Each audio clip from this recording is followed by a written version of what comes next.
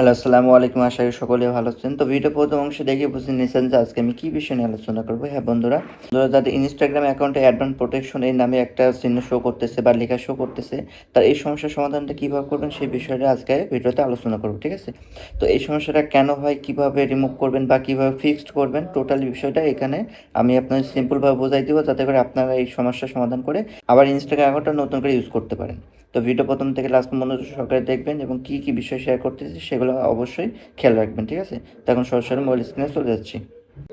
তো এখন আমরা সরাসরি আমার মোবাইল স্ক্রিনে চলে আসছি। এখন আমরা সরাসরি আমার ইনস্টাগ্রামে চলে যাব। তার জন্য জাস্ট ইনস্টাগ্রাম ওপেন করে নিচ্ছি।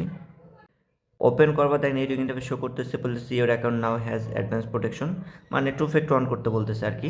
তো এটা মূলত হচ্ছে যখন আপনি মেটা ভেরিফাইড করবেন, আপনার যদি অ্যাকাউন্টটা টু ফ্যাক্টর অন না থাকে তাহলে কিন্তু এই প্রবলেমটা আপনার ফেস করবেন, ঠিক আছে?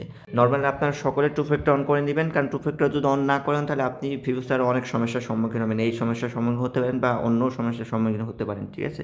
তো বেটার অপশন আপনার টু ফ্যাক্টর অন করা। আর মেটা ভেরিফাইড বা ব্লুবেজ অ্যাকাউন্টটা two factor must be on করতে হবে। আর যদি অন না করতে হন তাহলে কিন্তু অনেক বড় সমস্যার আপনি সম্মুখীন হবেন। তো এখান থেকে আমি জাস্ট এই প্রবলেমটা ফিক্সড করে আপনাদের দেখাবো। তার জন্য দেখেন চুজ সিকিউরিটি মেথড দেখতেছেন, আমি জাস্ট এখানে ক্লিক করে দিব। তারপরে আপনি গুগল অথেন্টিকেশনের মাধ্যমে টু ফ্যাক্টর অন করতে পারেন বা সিম বা হোয়াটসঅ্যাপের মাধ্যমে টু ফ্যাক্টর অন করতে পারেন। যদি আপনি অ্যাপসের মাধ্যমে করতে চান তাহলে অ্যাপসের মাধ্যমে, আর যদি আপনি সিমের মাধ্যমে কোড রিসিভ করে বা হোয়াটসঅ্যাপের মাধ্যমে কোড রিসিভ করে এই সমস্যার সমাধান করতে পারেন, এটাও পারবেন, ঠিক আছে? যেহেতু আমি সিম বা হোয়াটসঅ্যাপের মাধ্যমে সমস্যার সমাধান করবো তার জন্য আমি জাস্ট এখানে ক্লিক করে দিলাম।